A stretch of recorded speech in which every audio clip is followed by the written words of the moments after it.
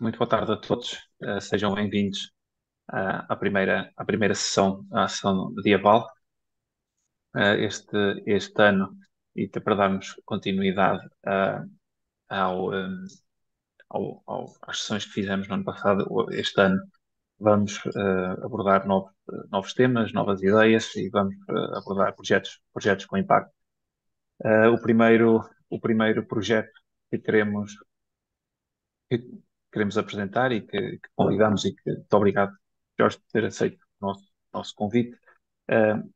Diz respeito à Prelo Prince, que é fundada por Jorge Larguito, natural de Olhão, tem uma trajetória de 20 anos como desenhador gráfico, reside atualmente na Dinamarca, para onde emigrou em 2013, e ele desempenha funções de responsável pela imagem, marketing e comunicação no Museu Arqueológico ao Ar Livre, Centro Medieval, em Nyköping Falster. Se não pronunciar bem, Jorge, por favor.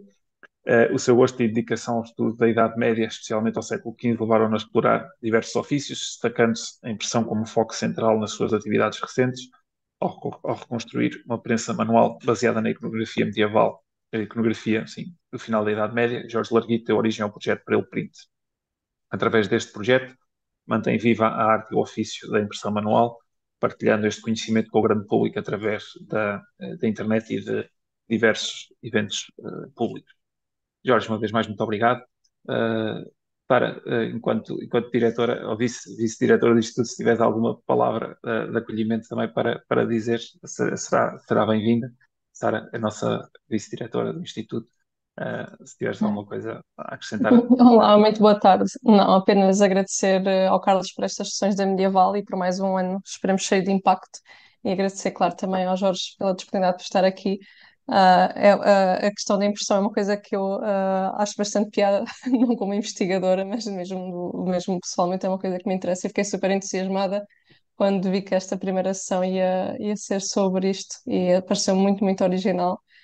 Não, apenas dar as boas-vindas a todos e desejar uma boa sessão e bons trabalhos. Obrigada. Muito obrigado, Sara. Jorge, o palco agora é teu, por favor. Muito obrigado mais uma vez. E depois, no final, o Jorge fará agora a sua apresentação. No final, depois, quem tiver dúvidas, algumas questões, tem todo o tempo. Obrigado. Obrigado, Carlos e Sara. Vou fazer aqui, vou partilhar então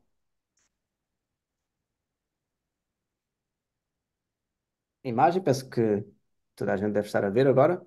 Sim. Ora bem, como o Carlos já disse, o meu nome é Jorge. Eu sou natural de Olhão, no Algarve, mas vivo atualmente na Dinamarca, para onde emigrei com a minha esposa Ana em 2013. E desde nós emigramos para a Dinamarca para sermos, com o grande objetivo de sermos voluntários neste museu ao ar livre, que se chama Centro Medieval, em Nyköping Falster, quase. Um, mas desde setembro, portanto, nós fomos nos últimos 10 anos voluntários muito ativos, um, mas desde 2021 que ambos, tanto eu como a minha esposa Ana, que trabalhamos efetivamente no museu. Eu sou, como já foi referido, o responsável pelo marketing, imagem e comunicação, e a minha esposa é uma intérprete, portanto, ela vive na vila de Sundbyberg, que é a vila que vocês veem aqui, onde mostra principalmente trabalhos têxteis, fiação, tudo a ver com lãs, etc. Um, foi este gosto pela recriação histórica, pela história, no geral, e pela Idade Média, em particular, e dentro da Idade Média, portanto, do século XV, que nos levou à Dinamarca, e ao Centro Medieval.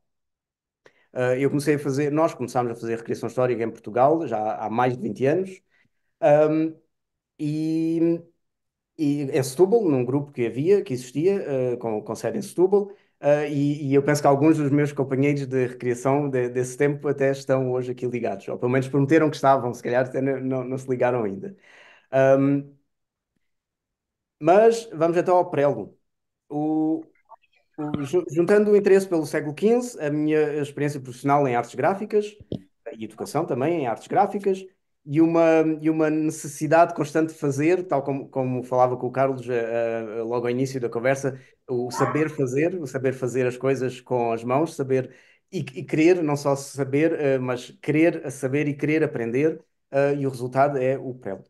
A ideia de construir uma prensa para impressão vem já de longe, já tem algo alguns ou muitos anos, não sei dizer ao certo quando, mas existe um documentário que talvez alguns de vós já conheçam, que se chama The Machine That Made Us, com Stephen Fry, que foi feito em 2008, onde nesse documentário eles portanto, constroem uma prensa muito parecida até com esta, que vê neste momento na imagem, para imprimir uma folha da famosa Bíblia de Gutenberg.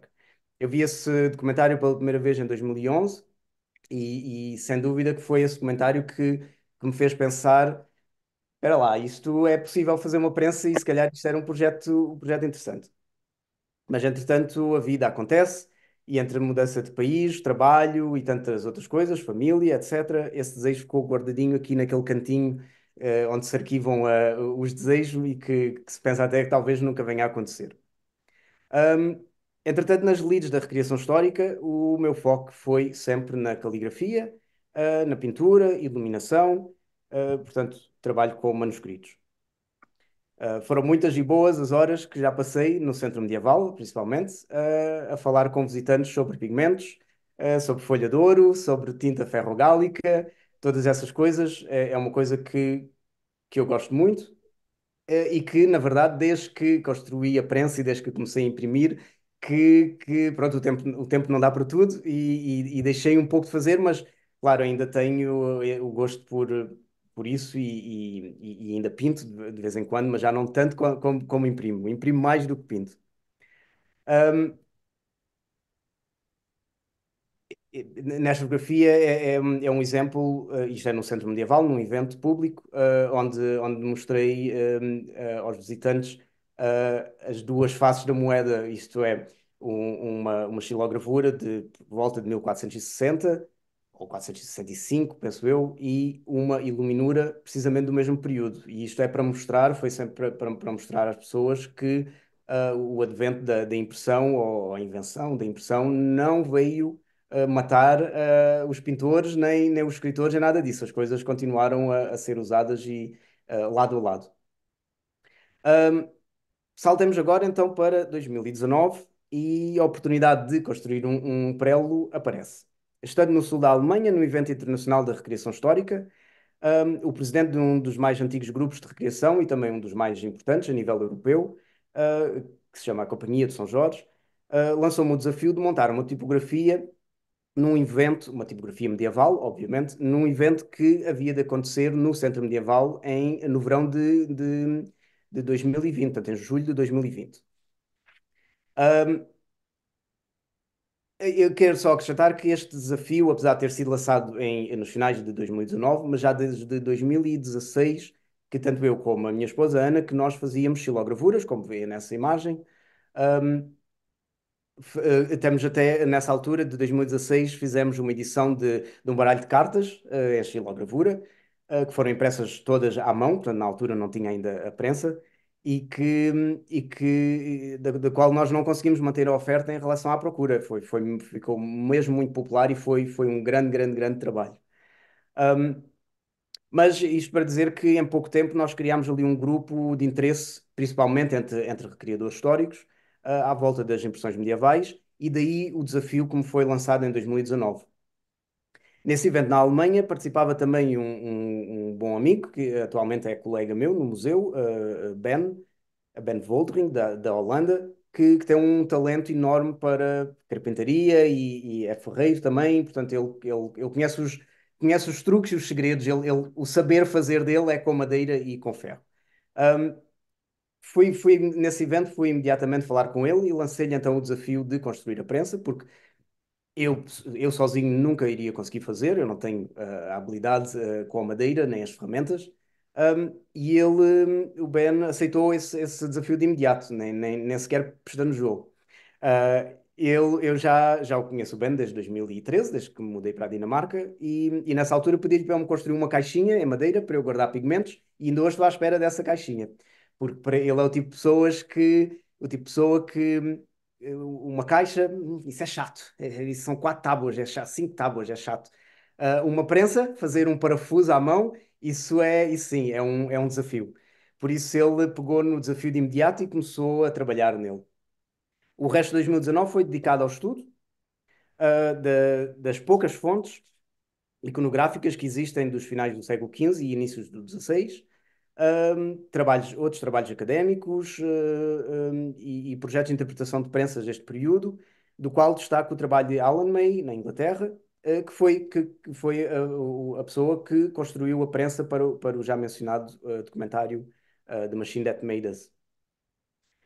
Um, Chegamos a 2020, a janeiro de 2020, e como todos sabemos, a pandemia começa a fechar tudo e todos, e portas e países. O evento que era para ocorrer em julho, portanto, no verão desse ano, foi cancelado rapidamente. E eu dei por mim a pensar, os planos para a prensa estavam feitos, a madeira, não estava toda comprada, mas já tínhamos os materiais, e eu pensei, por que parar?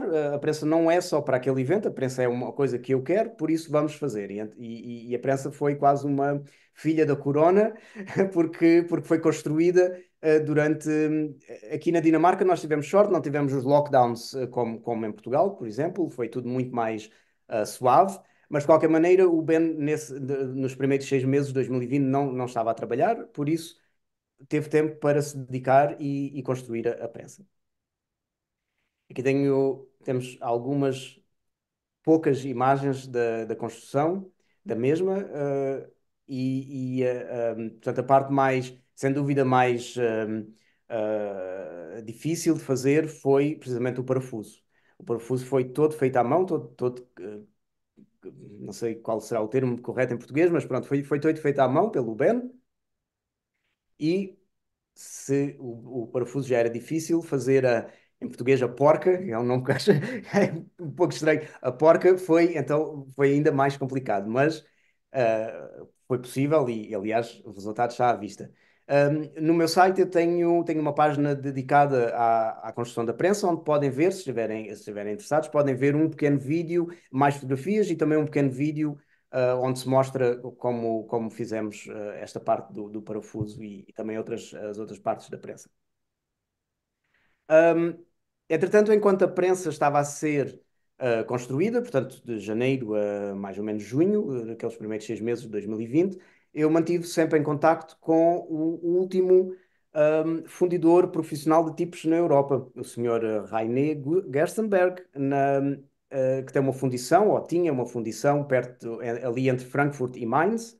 Um, eu quero também acrescentar que o evento de recriação histórica, o tal evento de setembro de 2019, no sul da Alemanha, é mais ou menos perto de Mainz. E já estava nos planos, ainda antes desta conversa, já estava nos meus planos, antes de seguir para norte, para a Dinamarca, de passar por Mainz, precisamente para visitar o museu de Gutenberg e aquilo tudo.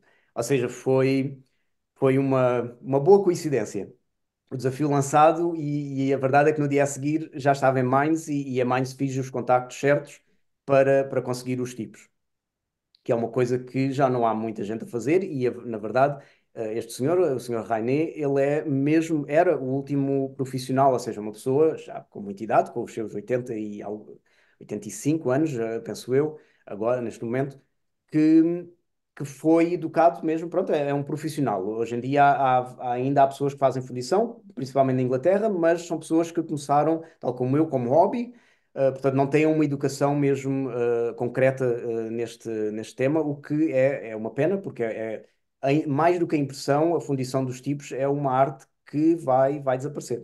Quase certeza vai desaparecer. Pronto. Um, os tipos que vêm aqui têm a mesma, os materiais, portanto, a liga de metal que eles são feitos, uma liga de chumbo, estanho e antimónio, que são precisamente os mesmos metais que eram usados já no século XV, já desde o tempo de Gutenberg. Com mais chumbo ou menos chumbo, pronto, mas é mais ou menos os mesmos materiais. Um, Estamos em 2020, no verão de 2020. O prelo é-me entregue, mesmo no dia 15 de junho, penso eu, e eu ponho mãos já à obra e imprimo um livro. Portanto, o primeiro livro que sai do prelo é este que vem na fotografia, são as Fábulas de Esopo. Por acaso minto, não é bem esta versão é em inglês, a primeira versão foi em alemão, em alemão medieval. Não me lembro porquê essa decisão, mas eu nem sequer sei alemão, muito menos alemão medieval. Mas tive uma boa ajuda de uma amiga de Hamburgo, que pronto, é alemã e é encadernadora, e é ela que me fazia a correção dos textos.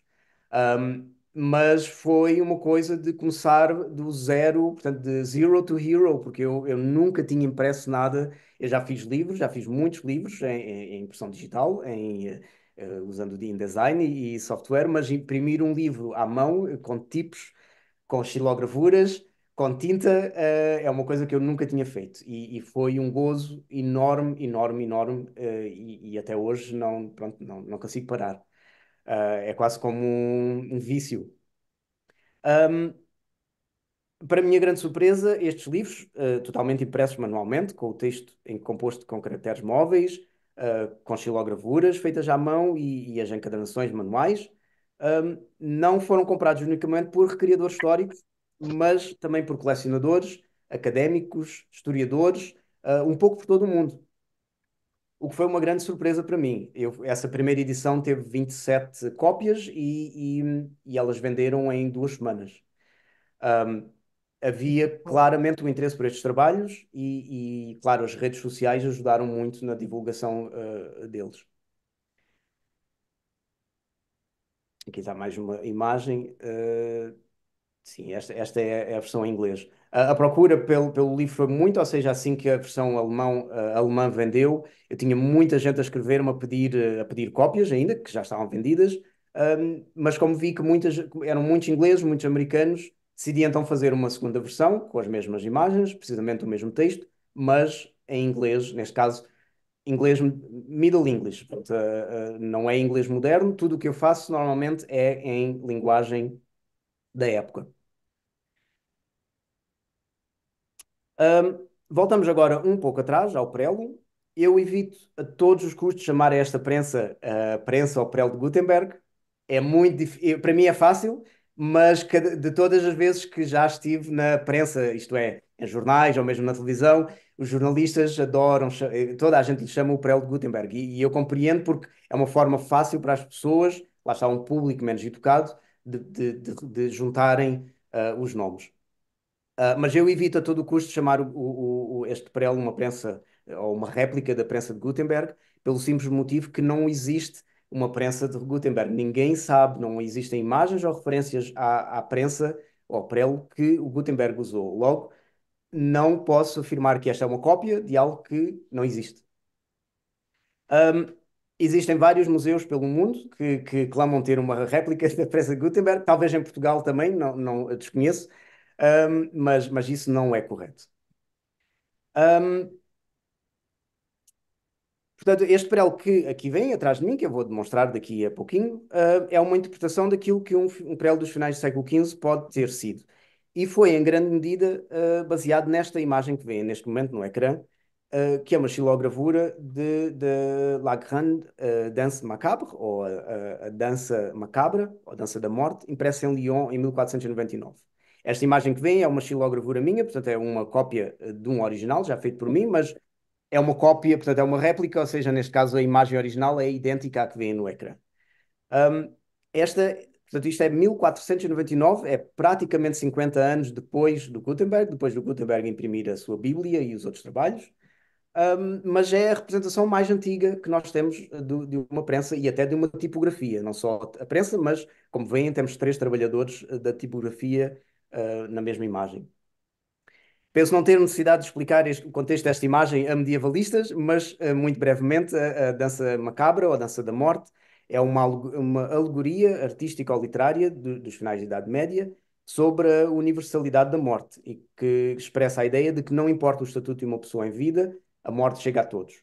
Portanto, nas pinturas aqui na Dinamarca existem, em Portugal desconheço se existe esta temática da dança da morte, mas na Alemanha era muito comum, aqui na Dinamarca também existem igrejas com essa pintura dos finais do século XV, onde a morte, ou seja, neste caso estes esqueletos, dançam com o Papa, um nobre, um mercador, o cavaleiro, a criança, precisamente para mostrar que a morte chega a todos.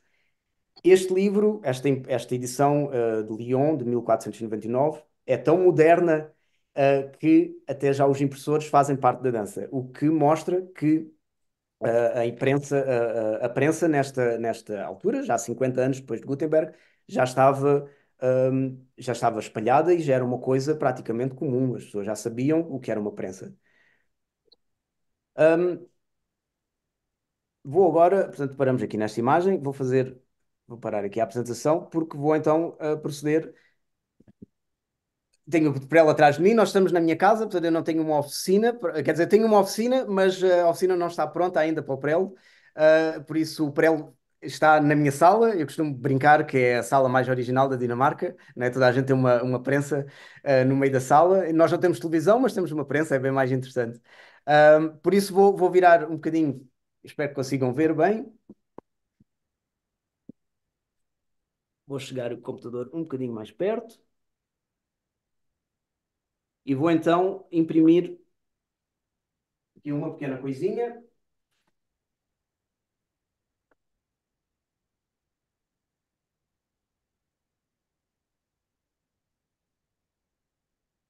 Vou usar aqui uma ferramenta moderna, depois já explico porquê, mas vou só aplicar aqui rapidamente a tinta.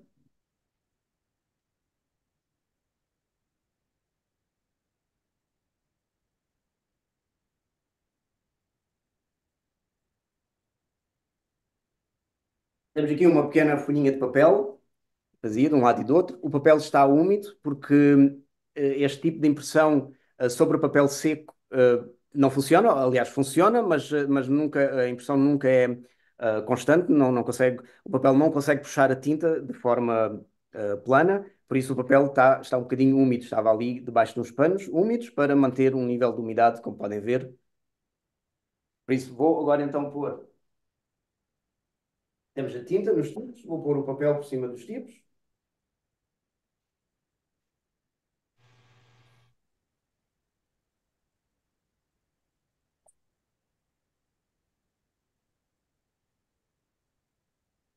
E puxar, então fazer uma impressão.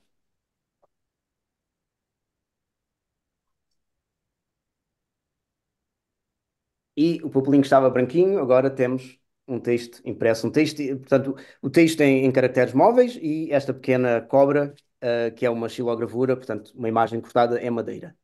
Um, Basicamente, se eu estivesse a imprimir um livro, ou mesmo que fosse um folheto como este, o que eu fazia agora era voltar a abrir o tímpano, que eu não sei se o termo em português corretamente é tímpano, em inglês chama-se tímpano, que é esta janela que protege os tipos.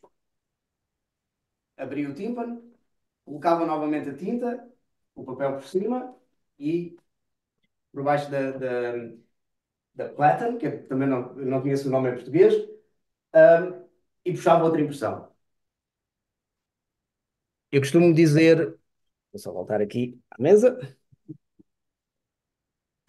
Quando faço demonstrações em público, acho muito curioso, principalmente com crianças, obviamente, que há sempre um uau no fim, mas eu costumo até dizer não há fogo de artifício, porque é uma coisa muito simples. Muita gente pergunta, o quê, mas é só isso? É só isso. Não há, não é rocket science. Não, toda a ideia em volta da impressão de tipografia tradicional, ou letterpress, é muito simples. Nós temos as letras têm a face que vai levar a tinta, o papel vai por cima e é feita uma pressão, neste caso é feito com prelo, mas até pode ser feito à mão, claro que à mão demora muito mais tempo e o resultado não é tão bom. Mas a ideia é mesmo muito simples. Um, o que é que acontece a seguir? Tal como eu dizia, mais tinta, uma impressão, sai o papel, tinta, impressão, papel. É um processo mecânico, manual, mas mecânico. E a verdade é que eu já fiz um teste e ao tempo que portanto, um escritor consegue escrever uma folha à mão, eu consigo imprimir 50 folhas. Ou seja, no século XV, nos finais da Idade Média, foi uma revolução. Os livros que, como vocês todos de certeza bem sabem, eram caros e demoravam imenso a fazer. Um escritor consegue fazer uma cópia de um livro, um impressor consegue imprimir 100, aliás, os impressores na Idade Média, o Gutenberg, as edições do Gutenberg, a Bíblia, por exemplo, são, acho que penso que não chegam a 50, não me recordo bem, mas quando a prensa chega à Itália, quando a prensa chega à Veneza, os italianos sim pegaram naquilo e acharam, não, está aqui muito dinheiro, está aqui um excelente negócio e começaram a fazer edições de milhares de livros. Uma coisa impensável antes desse tempo. Vou voltar agora então a fazer o share. Este aqui. Ora bem, todo este trabalho que eu realizo sozinho para imprimir livros, desde o desenho das xilogravuras, o respectivo corte, a composição do texto com caracteres móveis, e aliás eu queria, enquanto, portanto, mostrar, conseguem ver aí no canto, certo? Portanto, a xilogravura, que começa por ser um desenho, muitas vezes o desenho no computador, que não era feito na Idade Média, mas isso ajuda muito à vida, que é transferido para a madeira, depois com facas e outras ferramentas é tudo cortado, portanto, o que nós queremos imprimir é deixado em relevo e todas as partes brancas, todas as partes que não são para imprimir, são cortadas fora. Um, os blocos podem ser coisas pequeninas, como este M, que faz parte agora de uma nova edição que vai sair este verão, ou então podem ser imagens de página inteira, como este bloco aqui. E tudo isto é feito à mão, obviamente, como era. Um, isto é um dos trabalhos. A composição do texto com caracteres móveis, como estes aqui. Estes até são bastante grandes, normalmente os tipos são um bocadinho mais pequeninos. Todos estes trabalhos eram realizados por diferentes profissionais.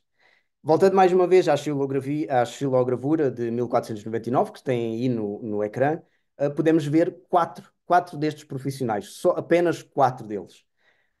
O compositor, vou pôr assim mais perto, o compositor está sentado em frente à caixa, em português, o nome é caixa, que tem os caracteres móveis. Como podem ver, ele segura na mão esquerda, vou pôr aqui para trás, como podem ver, ele segura na mão esquerda em português, componedor, que é um nome que eu acho muito curioso, o componedor que é esta simples ferramenta. Uh, o componedor é usado para precisamente compor o texto. Portanto, o compositor tira as letras de cada caixotinho dentro da caixa. Eu gosto muito. Eu estava a dizer ao Carlos ao início que eu conheço os nomes todos em inglês porque tudo que leio, a maior parte das coisas é em inglês e que tive que pesquisar os nomes em português para esta apresentação, porque não estou. É a primeira vez que tenho que fazer uma apresentação destas em português. E acho muito curioso aos nomes. Portanto, no caixotinho, ele vai buscar a letra. Como podem ver, mesmo em frente ao compositor, tem ali um estranho engenho com uma folha. Em latim chama-se um visorium, não conheço o nome em português, mas basicamente é uma estrutura em madeira que segura o papel onde está o texto que o compositor está a copiar para imprimir. Portanto, o componedor. O componedor em inglês chama-se composing stick, o que eu acho que é um nome extraordinário, porque isto mostra precisamente aquilo que isto é. É um stick, um pau, para compor. Uh, no século XVII ou XVIII, os composing stick começaram a ser feitos de metal, tal como muitas, ou quase todas as ferramentas relativas à tipografia, mas curiosamente em inglês continuou, o nome nunca mudou, nunca passou para composing metal, mas sim para composing stick. Junto do prelo temos duas pessoas. Temos o impressor, que é responsável pelo manuseio do papel e da impressão. Portanto, é ele que puxa a alavanca para acionar a platen, que é aquele bloco de madeira que toca, portanto, no papel para fazer a impressão. Um, mas o trabalho dele é um pouco mais do que isso. Ele não faz só a impressão, mas ele tem também a tarefa muito importante de preparar a prensa para a impressão, verificar o trabalho a cada nova impressão e corrigir o que é necessário. Neste caso, quando eu digo corrigir, não me refiro a erros ortográficos, essa é outra pessoa, Mas, por exemplo, neste exemplo que eu acabei agora mesmo de imprimir, se eu quisesse ser perfeccionista, eu posso ver que aqui a cara da cobra não está ali perfeita, não tem tanta pressão como a cauda. Ou seja, tem que haver aqui uma correção, na pressão, na tinta, se calhar tinha pouca tinta. Portanto, isso é o trabalho também do impressor. Um trabalho importantíssimo. Ahm, Tenho aqui umas folhas para me guiar, para não me perder. Opa. Quero acrescentar que o impressor nunca toca na tinta, porque por muito cuidado que se tenha, é impossível não ficar com as mãos e com os dedos negros da tinta, e isto é tinta à base de óleo, é uma tinta que quando toca mancha. E não só mancha, mas quando se toca noutras coisas ela vai manchar, neste caso o papel, porque é à base de óleo. Mas para isso há outra pessoa que eu desconheço o nome, em inglês é o beater, que é essa pessoa, portanto, este homem que está por trás do prelo a segurar estas ferramentas muito curiosas, que em inglês se chamam inkballs. Eu não consegui encontrar o nome em português. Se alguém souber, agradeço. Eu não consegui encontrar. Mas este beater é responsável pela tinta, ou seja, o trabalho dele é preparar a tinta e aplicar a tinta usando as inkballs nos tipos. Ele nunca toca no papel, precisamente porque os dedos vão estar sempre negros de tinta. Um, Estes dois homens trabalham em equipa. Têm de ser muito coordenados, de modo a fazerem um trabalho rápido e eficiente, que é o que se quer com uma prensa. A ideia da prensa foi precisamente cortar no tempo, imprimir rápido, fazer livros rapidamente.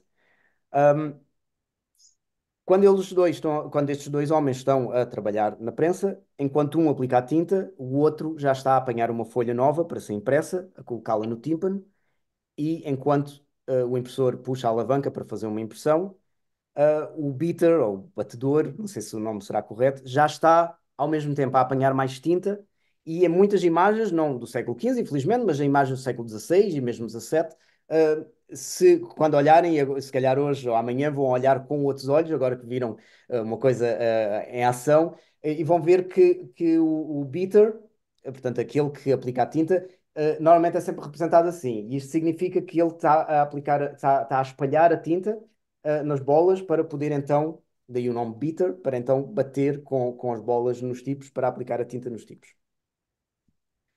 Um, nesta xilogravura está representada também a fase final ou finalíssima da produção dos livros impressos, que é então a venda ao público. E aqui então é bastante especial porque se considerarmos que este senhor está a vender os livros até já estão encadernados, o que é uma coisa que não era para toda a gente. Normalmente os livros até eram vendidos do impressor ao cliente, portanto, as resmas de papel impressas, e o cliente, então, dependendo dos seus gostos e do dinheiro, um, e então a um encadernador para fazer uma encadernação. Aqui nesta imagem já temos livros encadernados nas prateleiras. Um, entre a fase da esquerda, entre a fase da esquerda, a da tipografia, da direita, da livraria, vá, um, faltam muitos profissionais, portanto, não são só estas quatro pessoas que aqui estão, que fazem livros. Faltam os corretores, esses sim que são responsáveis por verificar os erros depois de cada impressão. Os Printer Devils, mais uma vez, só conheço o termo em inglês, que normalmente eram os jovens que iniciavam o seu treino nas oficinas tipográficas com o trabalho de distribuir os tipos de volta às caixas.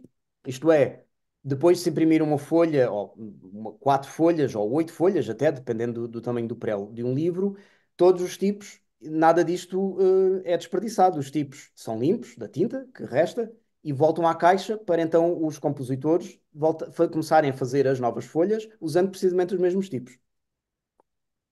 Um, Na imagem também não está o mestre da oficina, e depois também todos aqueles que desempenhavam várias tarefas relacionadas com o trabalho de produzir os livros. Os artistas que desenhavam as imagens, os xilogravadores que as gravam, os pintores, os iluminadores, os encadernadores, o desenhador dos tipos, o gravador das matrizes, o fundidor, o artesão que faz o papel, o carpinteiro que constrói o prelo, ou seja, há há uma panóplia de pessoas, não sei se pode dizer isto, mas há uma panóplia assim, de ferramentas, e de trabalhos para fazer, então, para o resultado final, que é um livro impresso. Neste caso, eu faço praticamente tudo, sendo não fiz a fundição dos tipos, não sou eu que faço a encadernação, mas faço, quando imprimo um livro, faço o trabalho de 5 ou 6 pessoas ao mesmo tempo, que é algo que seria impensável na altura. Cada pessoa tinha a sua especialização e lá está, isto é um hobby para mim, mas para estes homens era uma indústria. Eu digo homens e muitas vezes estou a dizer homens porque na imagem estão homens, mas há referências de facto a mulheres que trabalhavam em topografia já no século XV, o que eu acho muito curioso. Não são, pronto, infelizmente, não são a regra, são a exceção, mas existem, pelo menos na Alemanha, sei de um caso de uma viúva que o esposo era o mestre da oficina e ele morreu e ela tomou conta e continuou o trabalho como impressora e há incunábulos com o nome dela, tanto no colofão, penso que é o nome em português, certo? Um, Vamos ver aqui. O prelo, como veem, está na minha casa, mas nós construímos o prelo de modo a ser facilmente desmontado. Um, Portanto, tem ali umas cunhas que fazem com que as duas pernas se abram e ele é todo construído quase todo construído em carvalho, por isso é muito pesado. No total pesa cerca de 160 quilos. Ele tem uma pedra de mármore, daqui não conseguem ver, mas há uma pedra onde os tipos assentam para serem impressos, é uma pedra de mármore. Minto, era uma pedra de mármore no início, agora ela partiu-se e eu mudei para uma pedra de granito, ou seja, é muito pesado. Mas a partir do momento em que ele se desmonta, é fácil, relativamente fácil, de colocar num carro e seguir para ele para sítios. Um, já fiz vários eventos públicos. Nesta imagem é o evento no verão passado, lá no Centro Medieval, onde nós mostramos ao público como se imprime, tal como eu fiz hoje convosco. E, e as reações são sempre. Eu gosto muito, mesmo muito de fazer isso, gosto muito de mostrar esta arte. Para os dinamarqueses é muito curioso porque ainda nos anos 50, aqui na Dinamarca, os sindicatos têm não é como em Portugal, as coisas funcionam. Peço desculpa dizer as coisas assim, mas é verdade. Os sindicatos têm uma força muito, muito grande e a verdade é que os tipógrafos, nos anos 50, tiveram um peso muito importante. Claro, obviamente as gerações mais velhas têm ainda uma grande ideia, tanto dos tipógrafos, como pessoas muito importantes para a sociedade, as pessoas que fazem os jornais, as pessoas que ajudam a divulgar as notícias. Não só, neste caso, não só livros, mas mais os jornais. Por isso, muitas vezes eu falo com visitantes que ou eram tipógrafos, ou o avô era tipógrafo, ou muita gente ainda conhece, ainda sente uma grande proximidade com esta arte, com este trabalho, um, e acham muito curioso de descobrir que as coisas não mudaram muito entre 1450 e 1950. E isto também serve para Portugal, não só para a Dinamarca, ou seja, o imprimir com letterpress, com tipos de chumbo, não mudou quase nada em 500 anos. Foi só o offset que chega, que nos anos 60 já era portanto, a tecnologia mais usada. Aí sim, aí então há uma quebra enorme com os tipos de metal, porque aí o offset já não usa tipos de metal. E obviamente hoje em dia, ou já há 30 ou 40 anos, a impressão digital veio substituir em grande parte o offset. Claro, os jovens não desconhecem totalmente o que é isto. Um, Penso que esta era a última imagem. Sim, queria deixar só esta imagem. Esta imagem, que é outra xilogravura que fiz já há algum tempo, que diz que a tipografia é a arte que preserva todas as outras artes. Tipografia, em latim, tipografia, ars omnium artium conservatrix. Conservatrix. Que para mim é o epíteto da tipografia, que é os livros. Eu gosto muito de livros e eu acho que os livros é das coisas mais importantes que nós temos, que os seres humanos fazem. Portanto, o passar o conhecimento, Eu posso ler um livro que foi impresso há 500 anos, na verdade, felizmente, podemos fazer isso. E muita gente, eu ouço muito isto enquanto recriador histórico, que, nasceste na altura errada. E eu costumo dizer, não, não, eu nasci na altura certíssima, porque nós temos acesso à história, nós podemos ver, e hoje com a internet eu nem preciso de viajar. Claro que eu gosto de ver as coisas com os olhos, mas felizmente eu não preciso de ir à Inglaterra para ver um incunábulo que está lá na Bodleian, posso ver pela internet, o que ajuda imenso. Um, por isso, realmente, eu sinto sempre que vivo na altura certa. Um, o que é que eu posso dizer mais? Materiais, tinta. Como já referi, a tinta é à base de óleo, praticamente o mesmo que o Gutenberg usou em 1450 para imprimir a sua Bíblia. Um, as tintas para escrever à base de água, a tinta ferrogálica, pura e simplesmente não funciona para tipos de metal, precisamente porque a água não consegue ficar no metal e, claro, não dava para imprimir. Por isso, uma das um, invenções ou uma da revolução que Gutenberg teve que fazer foi também descobrir uma tinta que funcionasse para imprimir e a tinta de óleo. É o que se usa ainda hoje, passados quase 600 anos. Um, os tipos, como já referi, são em chumbo. O papel é feito maioritariamente de linho, portanto eu tento só usar papel feito à mão, de linho, que, como muitos de vocês já, obviamente também devem saber, usado já na Idade Média, é um papel muito forte, um papel muito resistente, e que é um prazer imenso em imprimir. Não há papel moderno, para mim, que se compara a este papel feito artesanalmente de linho. Um, e pronto, na verdade, esta é a minha lista. Eu não sei quanto tempo é que já passou, porque eu não estou a tomar atenção ao tempo. Um, só parar aqui. Um, e pronto, se quiserem fazer perguntas, eu tenho aqui algumas coisas que posso mostrar também ao mesmo tempo, xilogravuras e outras imagens, mas se calhar há algumas perguntas na audiência que terei todo o gosto em responder. Muito obrigado, Jorge. Fantástico. A palavra certa é mesmo uau. É impressionante como consegues essa da dedicação e do estudo que está por detrás de todo esse trabalho e do resultado final é fantástico. E mais fantástico é conseguires condensar o trabalho de 5 homens na tua pessoa para produzir um livro. Um, a minha questão, para abrir também o debate aos restantes membros que estão na sala, o papel não és tu que fazes, adquires o papel. Sim e não. Para os livros eu tenho sempre adquirido, porque é preciso muito papel, Uhum. mas eu faço o meu próprio papel também e também imprimo no meu próprio papel. Pois. É o que dá a não jogar PlayStation, é o que eu costumo dizer sempre. Eu não tenho PlayStation, parava logo de fazer estas coisas. Mas sim, eu também faço o meu papel. Nunca imprimi livros no papel, no meu próprio papel, porque fazer papel é uma coisa que também consome muito tempo.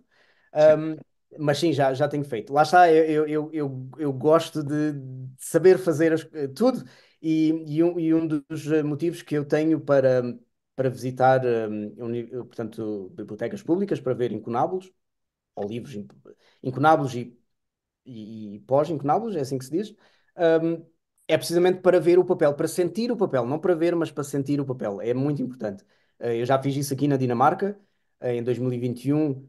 Tive o prazer imenso, foi uma honra de ver o primeiro livro, portanto, não só ver posso ver na internet, mas tive nas mãos o primeiro livro impresso em dinamarquês, na Dinamarca, de 1495, que é um tesouro nacional.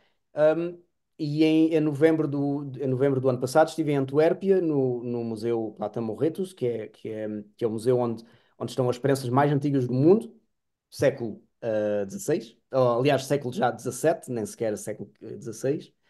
E aí também pedi para ver alguns incunábulos, sempre com este motivo, não quero dizer desculpa, mas sempre com este motivo de querer ver com as mãos, de sentir o papel, de querer ver.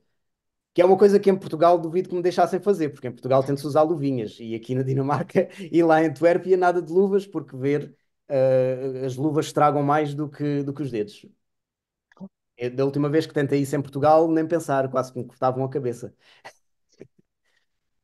Se algum colega tiver questões, por favor, não tenham vergonha.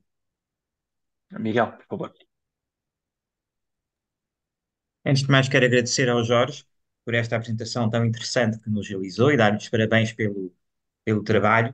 Eu também tive curiosidade e fui ver o vosso site, que está muito bonito, é muito aliciante. Eu tenho duas perguntas muito concretas para realizar, para fazer. Uma delas diz respeito à realização da tinta, se é também é o Jorge que faz a tinta com a receita antiga, não é? Do século XV, ou se ela é adquirida, tal como o Carlos colocou para o papel.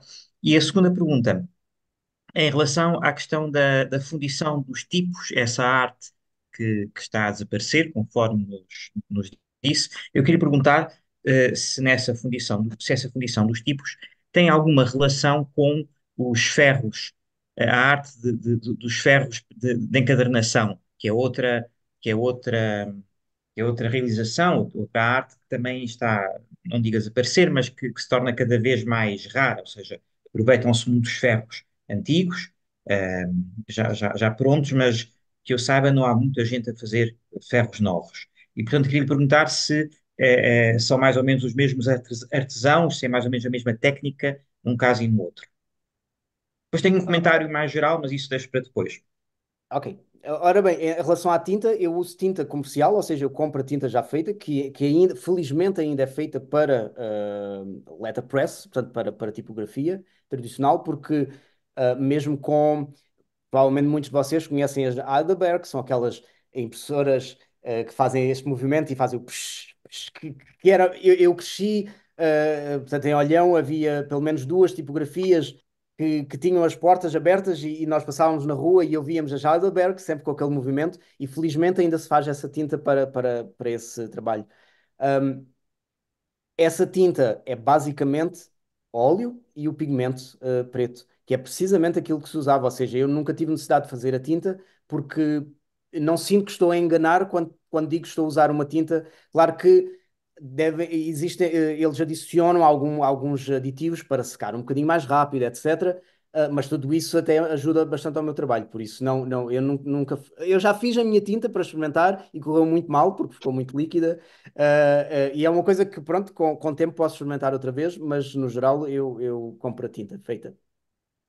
Em relação à Muito, fundição dos tipos, que eu saiba, são dois trabalhos totalmente diferentes. Uh, mas tem toda a razão, e é uma coisa que se vê cada vez menos, e eu não estou muito dentro do mundo da encadernação, mas eu no Instagram sigo pelo menos uma pessoa que faz tipos, portanto, esses ferros para a folha de ouro totalmente de origem, por isso. Pelo menos uma pessoa eu sei que ainda existe, que ainda faz.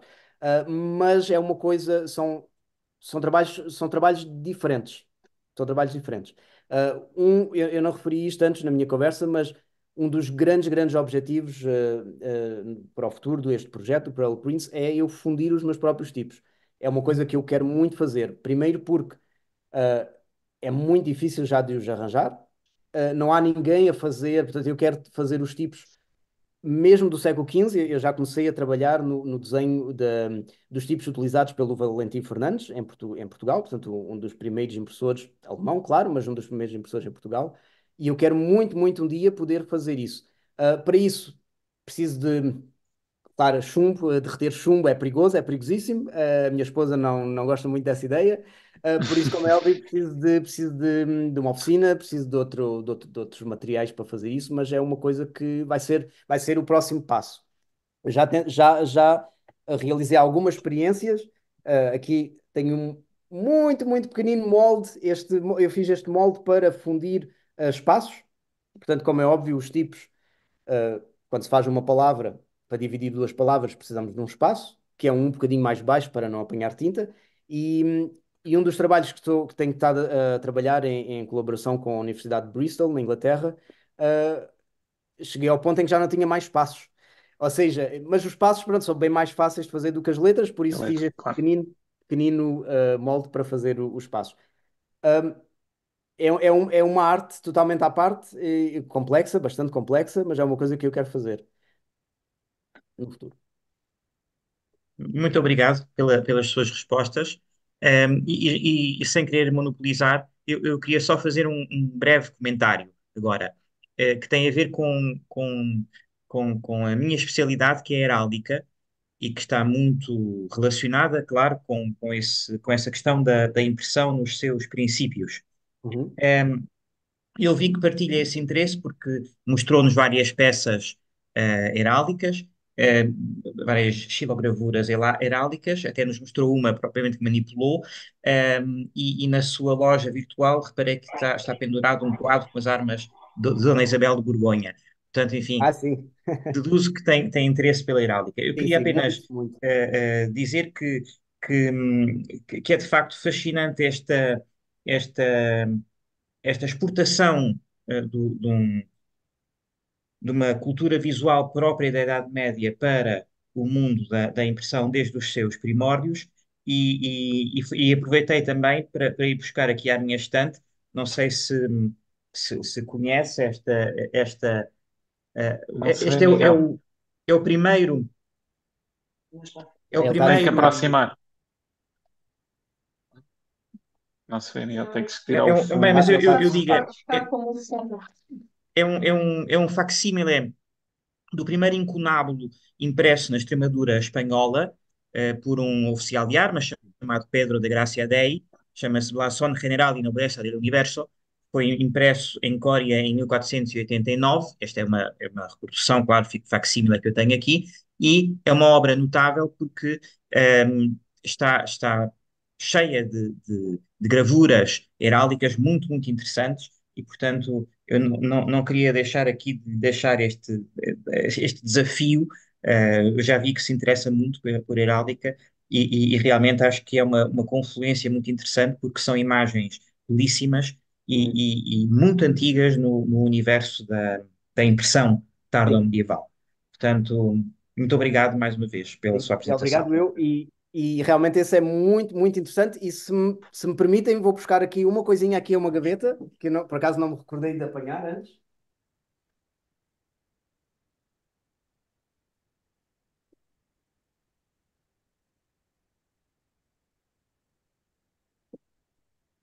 Ahm, e é muito interessante isso que diz da heráldica. É uma coisa que eu não referi, mas os livros nesta altura, como vocês já devem ter reparado, os livros são impressos em preto. Ou seja, o texto a preto. Portanto, quando eu digo nesta altura, agora estamos a falar de incunábulos, não é? Portanto, os livros impressos ainda durante o século XV. Quando há cor, maioritariamente a cor, ou seja, as rubricas, são feitas à mão. O próprio Gutenberg experimentou fazer, ou a oficina do Gutenberg experimentou imprimir com duas cores, com o vermelho e o preto. E existem várias cópias, ou não sei se todas as cópias que existem da Bíblia têm isso, que é muito curioso, que é, nas primeiras folhas há uma impressão a preto e uma impressão a vermelho, mas a partir dali de uma certa folha, que nem sequer é no meio, é quase no início, vê-se claramente que eles pararam com a impressão a vermelho e continuou a ser feita à mão. E isto porquê? Porque numa máquina, numa prensa, uma prensa como esta, não é possível imprimir a duas cores ao mesmo tempo. Muito menos manuseando as inkballs como estas ferramentas aqui.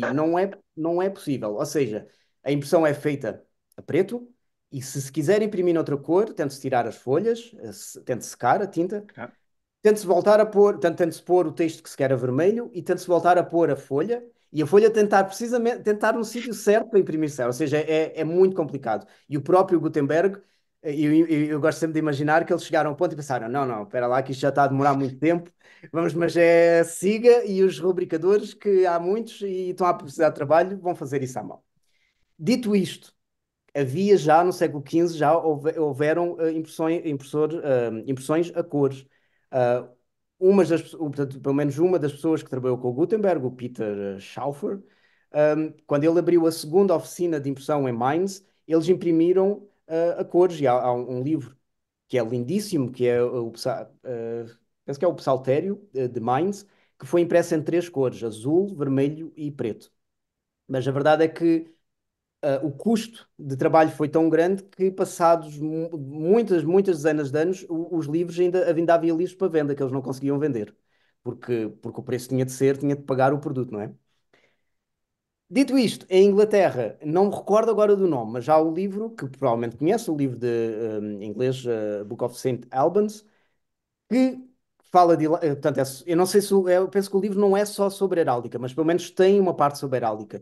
E nesse livro eles imprimem então a cores, heráldica a cores, que eu acho que é fascinante. E eu fiz um testezinho, portanto, aqui tenho portanto, o bloco da linha preta, um bloco para cor e um bloco para um elemento heráldico. Quando se imprime os três ao mesmo tempo, ou seja, ao mesmo tempo, primeiro o preto, depois o amarelo, depois o vermelho, temos então uma impressão a cores. Mas uma coisa que, se for imprimir só a preto, demorava, imaginemos, um minuto, aqui demora 3 dias, porque 3 dias ou Pois três já se semanas, calhar. porque as coisas Tem têm que que secar, secar. claro. Exato. Por isso, isso já era feito, e eu acho muito curioso, e eu posso até aqui dizer que uma das pessoas presentes na audiência, estes blogs foram feitos mais ou menos por eu, porque nós temos um projeto de imprimir, penso que posso dizer isto, não é segredo nenhum, não é segredo de Estado. Nós queríamos imprimir os 12 de Inglaterra, Hum. e aqui temos então as armas do Coutinho para fazer os 12 de Inglaterra na tradição do livro de St. Albans com as cores, que é uma coisa que vai demorar, mas eu acho que é muito interessante. Um, Esta edição isto é uma edição que eu fiz no verão passado, com a história de São Jorge, Um, e posso-vos mostrar aqui o bloco. Aqui temos o cavaleiro com as linhas pretas, e como podem ver, tem ali um vermelhinho, e o vermelhinho não foi pintado à mão, mas foi um bloco feito.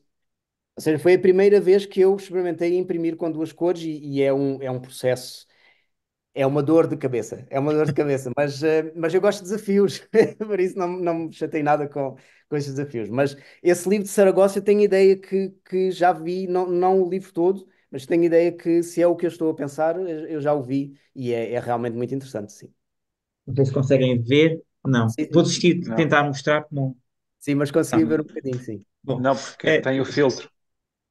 pois. Ah, é Sabe? isso. É isso. Tem que É tirar isso. o filtro para se conseguir ver. Fica. Seja como for, e só para fechar, na realidade, esse problema da impressão a cores e da falta que ela fazia para a heráldica acabou por ser resolvido por outras vias, exatamente pela dificuldade em conjugar a impressão a várias cores.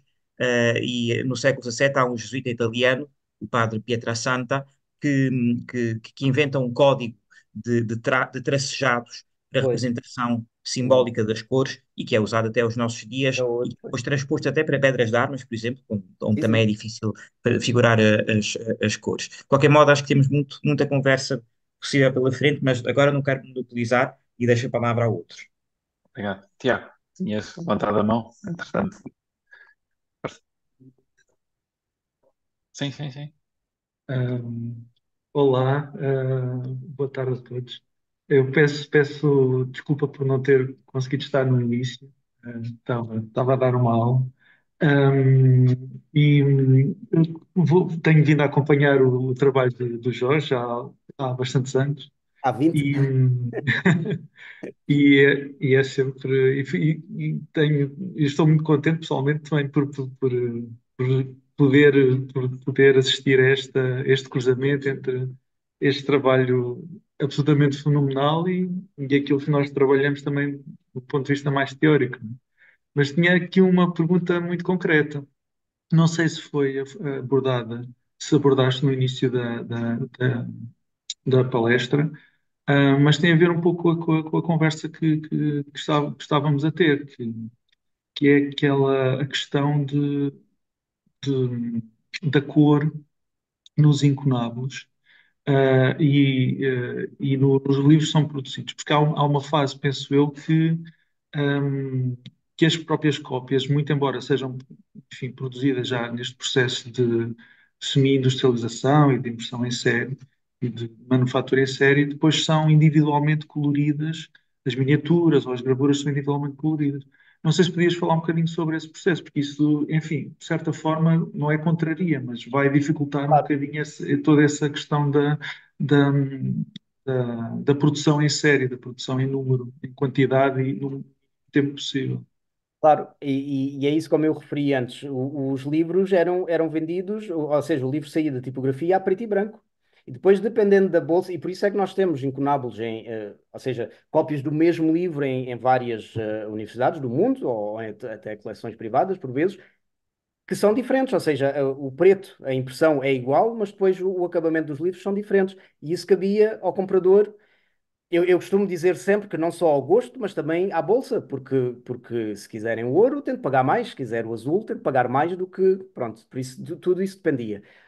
Mas isso é uma excelente questão, porque é uma coisa que nós insistimos muito no centro medieval. Aliás, quando eu digo nós, eu quando tenho a oportunidade de estar na vila medieval a pintar, pronto, ou até imprimir de vez em quando, um, eu gosto muito de mostrar às pessoas aos visitantes, que as pessoas na Idade Média gostavam muito de cor, porque aquela ideia de era tudo lama e é tudo castanho, e são, como todos vocês sabem, são coisas dos filmes, são dos romantismos já do século XIX e são dos filmes de hoje em dia. As pessoas gostavam imensamente de cor. Um, sim, portanto, este aqui é o melhor exemplo que eu tenho, impresso, como é óbvio, a preto, as linhas, este é o famoso Drácula, um, mas depois é aplicada à mão a cor e não só, neste caso, a imagem, mas então as rubricas, tanto o início de cada parágrafo tem a sua rubricazinha a vermelho, seguindo a boa tradição já dos manuscritos, por isso. Nem todos os livros eram feitos assim, obviamente, muitos deles ficavam só preto e branco, mas as pessoas tinham, de certeza, esse gosto de ter um bocadinho de cor, até porque assim tinham um acabamento mais personalizado, penso eu, que seria também um dos motivos. Dito isto, também há muitos exemplos, mas aí é mais dentro de imagens, portanto, broadsides, ou seja, folhetos, talvez seja o nome correto em português, principalmente de santos, há muitos, muitos santos, um, como por exemplo este aqui, portanto, uma imagem com um santinho, que eram muito populares no século XV, que se vendia, e há alguns exemplos pintados, ou há muitos exemplos, e muitas vezes as pinturas são terríveis. São terríveis, e certeza que aí eram as pessoas, era o próprio comprador que achava, olha, vamos dar aqui uma corzinha, eu não sei pintar, não sei pegar no pincel, mas vamos dar-lhe aqui uma corzinha. Certeza que aí não eram feitos por profissionais. Muito Posso dizer obrigado, uma Jorge. coisa? Por favor. Posso? Sim, sim, sim, Eu, posso. eu ia comparar aquilo que, em primeiro lugar, muitíssimo obrigada por uma apresentação fascinante, adorei. E trouxe-me várias outras ideias e experiências à memória também. Uma delas refere-se à questão dos mapas. Quando se começaram a imprimir mapas, também saem a preto e branco e, eventualmente, também dependendo da bolsa ou do gosto, são coloridos e acontece até mesmo que em tempos modernos, às vezes há pessoas que compram mapas antigos e ainda há alguém, pelo menos em Inglaterra ainda existe, pessoas que vão colorir os mapas com, eu acho que é um tipo quase de aguarela que conseguem controlar para dar a cor. A outra pergunta tem a ver com as gravuras. Eu passei bastante tempo em Inglaterra e conheci alguém que trabalhava e se especializava em, em imagens, em woodcut, especialmente do século XIX, que naquela altura, se não estou em erro, se faziam com boxwood, em vez de fazer com carvalho, que se começou a usar na Idade Média, mas às vezes havia problemas que aparecia um pouco do grão da madeira e às vezes pequenas rachas também.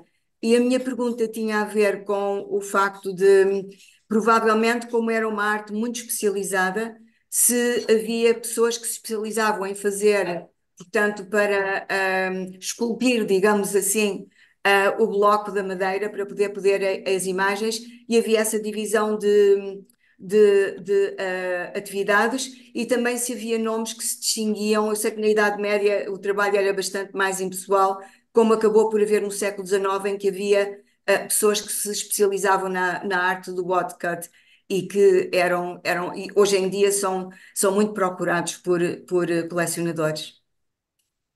Sim, sem dúvida. Eu queria só deixar primeiro uma nota que o carvalho não é usado para woodcut, mas sim, boxwood, sim, sem dúvida. Eu normalmente uso três tipos de madeira. O linden, que neste momento, por muito que me esforce, não me consigo lembrar do nome em português, mas é esta madeira muito branca, muito lisa, mas que é muito. como é que se pode dizer? Não é muito não é Maneável. muito forte. Ou seja, se eu quiser fazer uma coisa mais pequenina, mais refinada, não é tão fácil. A madeira que eu mais uso é a cerejeira. Isto é um bloco Hum, que eu estou agora a começar, portanto já tenho o desenho, mas não comecei ainda a cortar, mas é precisamente como este aqui, portanto é a cerejeira. A cerejeira já é uma madeira bem mais dura, mas ainda, portanto, fácil de manusear, fácil de cortar. Depois já temos a pereira é não sei se o nome forte, hard, é mais, agora estava a falhar o nome correto, mas pronto, é uma madeira mais rija, rijo talvez seja o nome. veja. Uhum. O Diorra, por exemplo, os blocos que existem dele eram, acho, não sei se todos, claro, mas muitos são em madeira de pereira. Eu próprio já experimentei. Aliás, estes pequeninos são pereira e são bem mais difíceis de cortar. E depois então temos o boxwood, ou bucho em português, que é um pesadelo. Eu já fiz só uma vez uma letra. Na verdade, foi a capital, foi um R para a segunda edição das Fábulas de Esopo, que fiz primeiro, comecei por fazer em Linden, e nem pensar porque os pormenores eram tão pequeninos que eu estava a estragar aquilo tudo. E então pensei, vou dar aqui, vou tentar fazer no Boxwood, e é muito difícil, mas claro, o resultado é bem melhor. Ahm, a outra, portanto, isto para dizer, pronto, carvalho não é usado para fazer, porque o carvalho, não digo que alguém não tenha usado, óbvio, todas as madeiras se podem usar, mas sim, o carvalho tem muita textura, tem muitas linhas e a probabilidade de acontecer um erro e de saltarem partes do desenho é enorme, enorme. Por isso as madeiras de árvores de fruto são realmente as melhores. Outra coisa que estava a referir se as pessoas eram especializadas, sem dúvida, sem dúvida. E eu posso dar o exemplo do Diurra, que é um artista conhecidíssimo. Não era ele que fazia os blocos dele, ele fazia os desenhos, mas as pessoas, os artesãos que faziam os blocos eram outras pessoas. Tem toda a razão quando refere que eles eram muitas vezes anónimos, principalmente no século XV, sem dúvida, anónimos, e por isso é que hoje em dia muitas vezes se refere ao mestre e depois diz o nome de uma cidade ou isso, mas não se sabe o nome da pessoa. Mas já no século XVI, e o Diurra é um grande exemplo de pôr aquele AD dele em todo o lado, que era, não, isto é a minha imagem de marca, isto é meu, mas claro, os blocos não eram ele que o fazia, eram profissionais que se dedicavam exclusivamente ao corte dos blocos. E eu compreendo isso perfeitamente, porque ahm, Hum. se- tento ser, quer dizer, lá está, o que eu faço é um hobby e faço tudo, mas no fim vou e faço edições pequeninas e por hobby posso demorar 6 meses ou um ano a fazer um livro, mas claro, eles faziam isto para viver, por isso obviamente que tinham outra genica. Eh, sim. Muito obrigada. Mais alguma questão? Tília, é isso, obrigado António. Linda na Tília, Tília da Holanda, pois Tília, é isso mesmo. Não sei se ainda Eh, tenho tempo de antena, Carlos. sim, claro que sim. É, só muito Sim. rápido.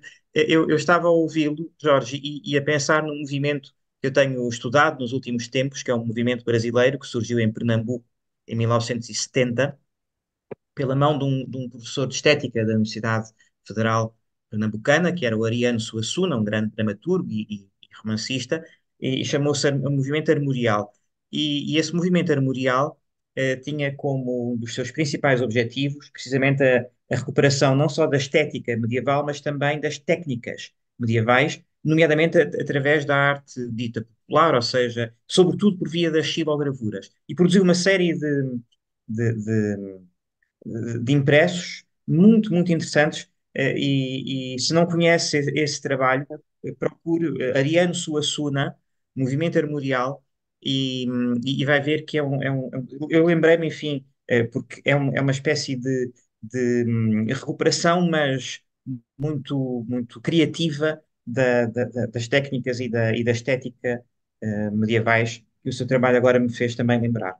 Eu não conheço, nunca, não me lembro de alguma vez ter ouvido falar, vou pesquisar, com certeza. E faz-me lembrar um pouco o William Morris e o Hum. movimento Arts and Crafts, que ele também se inspirava muito na Idade Média e ele queria precisamente usar essas técnicas, indo contra a Revolução Industrial, por isso. É. Um, A mas diferença, eu diria que Ariano Suassuna tem uma preocupação em simultâneo técnica e filosófica. Ele pretende resgatar o passado para projetar um futuro na sociedade brasileira de uma forma geral. Portanto, é um movimento muito, muito interessante. Acho que vai gostar de conhecer. Vou procurar. Obrigado. Alguém tem mais alguma questão? Bem, acho que Sim, eu não. queria só comentar, se tiver a Sim, oportunidade, claro que aqui sim. a Catarina Canas, que dizia que em Coimbra Sim. existe uma tipografia que ainda usa este processo, a tipografia da Machene, eu conheço bem, e associada a ela a editora dos tipos. Eu tenho aqui um livrinho da editora dos tipos, que é o Manual Prático do Tipógrafo, e este livro foi uma grande ajuda para chegar aos nomes das coisas em português, de facto. Um, sim, em Portugal, felizmente, ainda existem poucas, mas boas tipografias pronto, obviamente eles não usam prelos como este, nem lá está, usam os Heidelbergs e outras coisas um bocadinho mais modernas, mas no fundo as técnicas são as mesmas, sem dúvida. Muito obrigado, Jorge. Fizemos uma viagem no tempo extraordinária. Foi uma sessão fantástica. Muito obrigado a todos os que dedicaram um bocadinho do seu final do dia também para estarem presentes. Uh, Obrigado, Jorge. Parabéns pelo trabalho. Ficámos todos fascinados, ficámos todos apaixonados também para tentar saber e conhecer mais o trabalho que estás a desenvolver. Quando voltares a Portugal, se trouxeres o teu prelo no carro, na mala do carro, nós teremos todo o gosto em te receber aqui no Instituto de Estudos Medievais para poderes fazer uma demonstração e acho que todos nós estávamos também curiosos, eu pelo menos fiquei, para meter a mão na massa e fazer uma impressão, ainda que fosse Era giro. muito, muito Era muito. rudimentar e que não se comparasse à qualidade do trabalho que fazes. Muito obrigado, Jorge. Muito obrigado a todos Obrigado, os, a eu. todos os presentes. Encontramos-nos no dia 10 de abril para a próxima sessão medieval, com outro tema que vocacionado para o impacto com a educação patrimonial, com outro projeto também bastante interessante. Obrigado a todos, obrigado Jorge uma vez mais, Obrigado a continuação todos. de um bom dia e Muito um abraço obrigado. para todos. Obrigado. Obrigado, parabéns.